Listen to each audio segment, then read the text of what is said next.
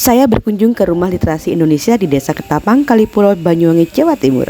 Di ujung timur Pulau Jawa ini ada sosok Tunggul Harwanto, peraih 1 Indonesia Award tahun 2020 tingkat provinsi.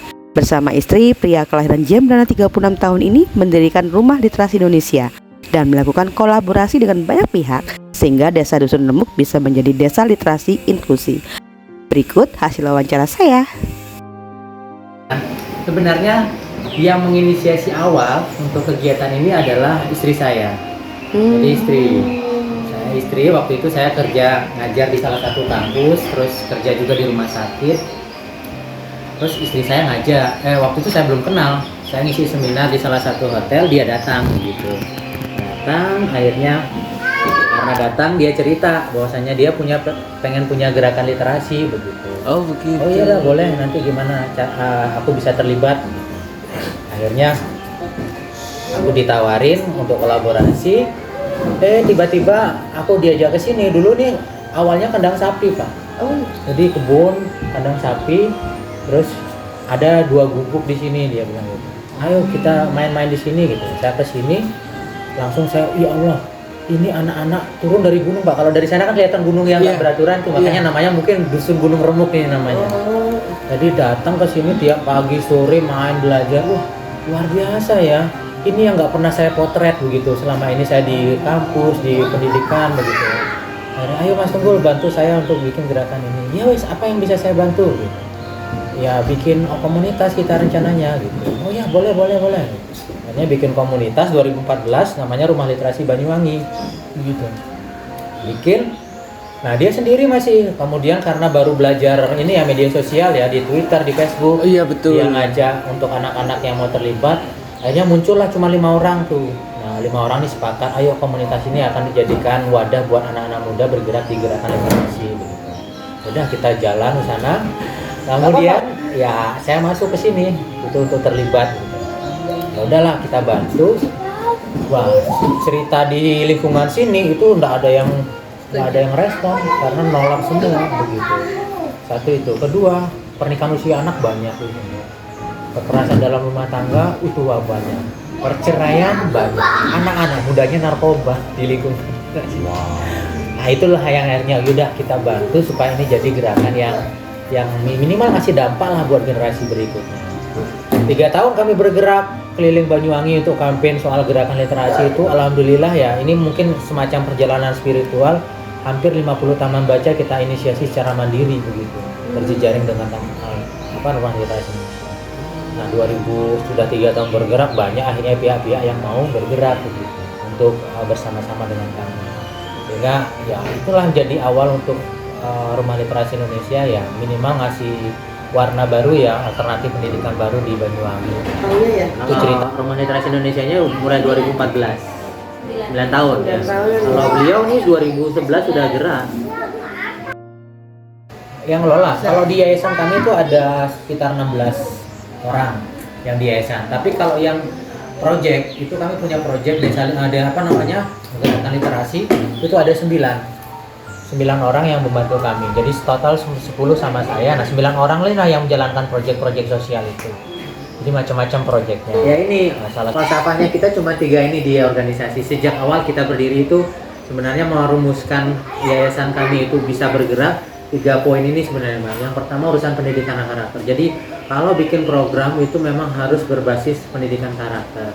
Karena ini akan mimpinya akan panjang, sepanjang hayatnya orang akan ngomongin soal karakter building kan begitu. Yang kedua, Rumah Literasi nggak boleh melakukan program apapun dia melakukannya sendiri. Dia harus melibatkan banyak sektor. Itu kenapa kami harus berjejaring. Kenapa harus kolaborasi terus ya? Nggak bisa kalau semua program lah. Jadi kalau kamu mau bikin program apa gitu ya, kita ngomong sama founder-foundernya sama tim gitu. Siapa yang menjadi mitranya? Kalau sendiri jangan dikerjakan, tapi kalau ada mitra kita kerjakan. Akhirnya ini yang membuat kami langgeng ya sampai sekarang. Yang ketiga, harus berbasis ilmu, literasi. Kadang-kadang kan kita nyoba-nyoba tuh ya. Ya memang 3 tahun awal kita secara sporadis nyoba-nyoba begitu. Meskipun hasilnya juga di luar dugaan, akhirnya bisa bangun jaringan rumah baca begitu. Tapi kan habis energinya kita kalau bicara program terus sekarang nyoba-nyoba. Itu tidak boleh udah. Penetapan langsung. Tahapan sekarang itu harus memang tidak boleh nyoba-nyoba dan wajib menghasilkan impact baru atau ilmu baru atau hal-hal yang baru gitu. Kalau enggak, jangan dikerjakan program itu, pasti akan selesai program itu, nggak ngasih keberlanjutan. Maka kalau mendesain program, kuncinya ini, masukkan ke sini, masuk nggak unsur ini, masuk nggak unsur ini, kalau masuk jalankan, berhasil gitu. Makanya ada 9 program itu yang kita jalankan sampai sekarang, kolaborasi semua.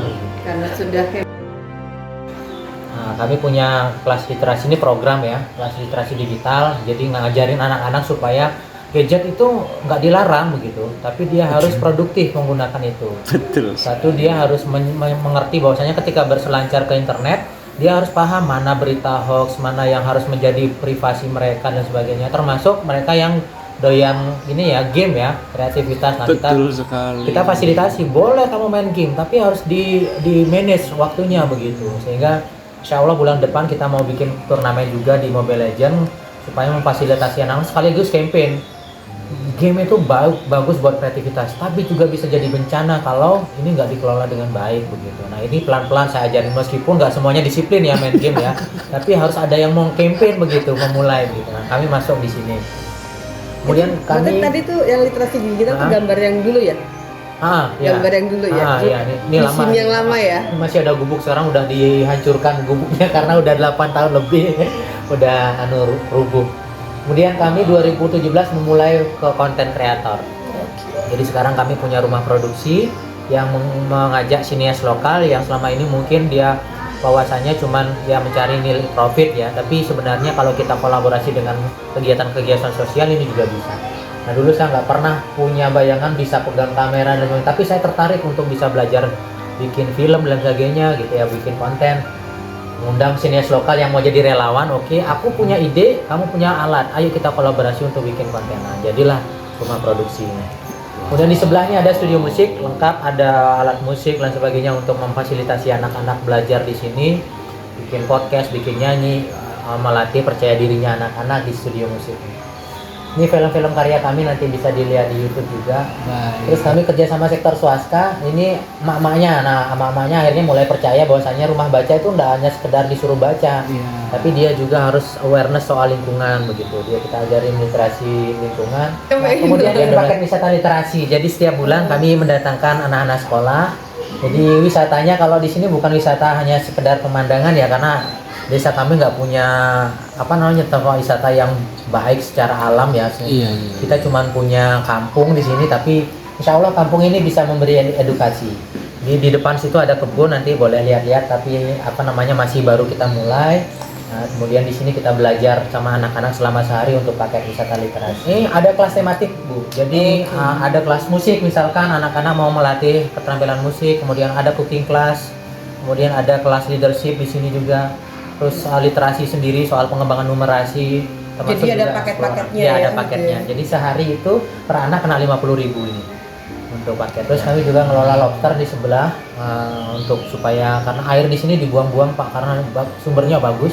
Alhamdulillah Ketapang ini karena saya lihat daripada dibuang kita tandon aja, kemudian kita budidaya, ternyata cocok buat lobster air tawar. Jadi kita coba baru memulai ini. Nah, ini yang sedang kita kembangkan, insya Allah integrated farming, yang alhamdulillah ini sudah hampir 6 bulan berjalan ya, untuk belajar paket wisata literasinya di sini.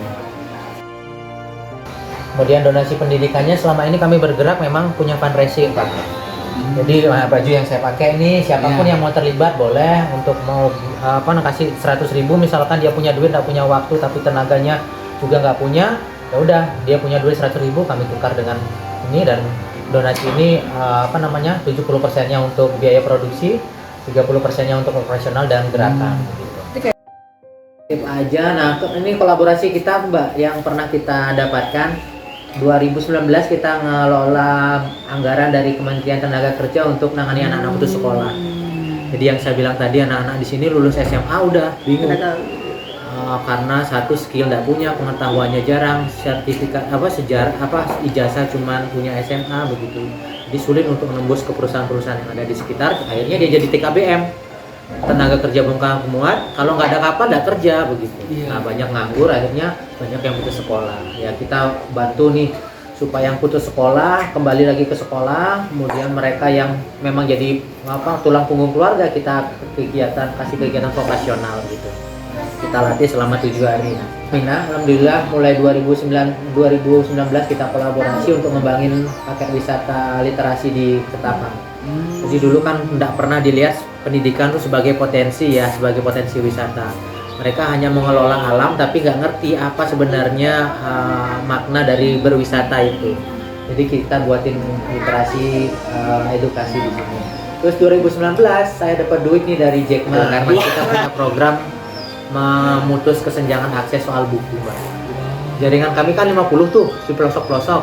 Jadi 3 tahun kami bergerak, nggak ada support pemerintah, bahkan nggak pernah ya. Jadi kalau kita ngumpulin buku 20-30 kita kasih ke itu taman baca. Tapi waktu itu saya rekam lewat video. Nah yang mendistribusikan ini bukan ekspedisi, bukan kita ke pos, enggak, tapi geng motor saya aja, Pak. Yang biasa jalan-jalan nggak jelas kan kadang-kadang. Nah itu saya lihat, wah ini kayaknya potensi kalau kita kolaborasi. Ternyata mau begitu. Akhirnya diajak, kamu daripada jalan-jalan setiap hari touring, mending sama kita ke rumah baca sambil jalan-jalan gitu. Iya wes boleh mas. Nah, akhirnya itu yang saya rekam. Video itu dilihat sama beliau dan kami dapat donasi 100 juta lah. Kami juga kerja sama UNICEF di Bondowoso dan Situ Bondo juga. Ini bikin proyek sekolah inklusi buat anak-anak yang disabilitas. Kemudian Mbak narasi juga beberapa kali ngasih karena Najwa Shihab juga konsen di isu komunitas. Kami kerjasama dengan Mata Kitabisa.com untuk ngasih beberapa proyek sosial untuk pasca Covid waktu itu.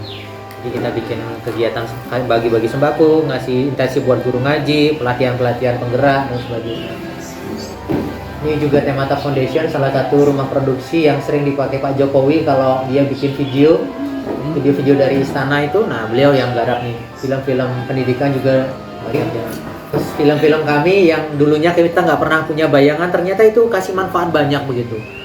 Justru orang luar itu melihatnya bahwasanya dokumenter itu punya kekuatan yang baik ya untuk menggerakkan seseorang ya, terutama untuk mengedukasi. Jadi kita dapat banyak apresiasi.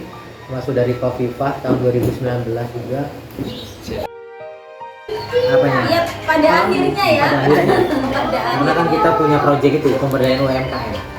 Jadi dengan Pertamina dia tahu bahwasanya rumah baca juga ngasih impact, salah satunya waktu di masa Covid itu kita kasih kesempatan buat warga yang diputus pekerjaannya, kemudian tidak bisa mendapatkan sumber penghidupan baru. Akhirnya kita bikin kelompok masyarakat di sini, kelompok perempuan dan orang tua terdampak. Akhirnya ada beberapa UMKM yang sekarang di bawah naungan kami. Hampir setiap apapun yang kami selesaikan di kegiatan program-program yang dijalankan, misalnya ada kelas tematik, kelas apa, ada kegiatan bagi-bagi buku, selalu ditulis. Banyak Pak, banyak sekali. Saya sih berharapnya ya punya impian bahwasanya pertama ekosistem belajar itu tidak hanya orang tuh mengenalnya di sekolah saja. Tapi paling tidak dia harus mengenal pembelajaran alternatif ya di luar yang sebenarnya dia ngasih kesempatan untuk kemerdekaan belajar itu tadi. Jadi kayak misalkan saya datang ke sekolah, ini contoh nyata ya, datang ke sekolah, tanya kamu pernah makan tomat? Rata-rata pernah kak, pernah, ada yang di saus. Sekarang tak tunggu tanya, siapa yang pernah ketemu sama tanaman tomat? Nyaris nggak ada yang angkat tangan. Coba.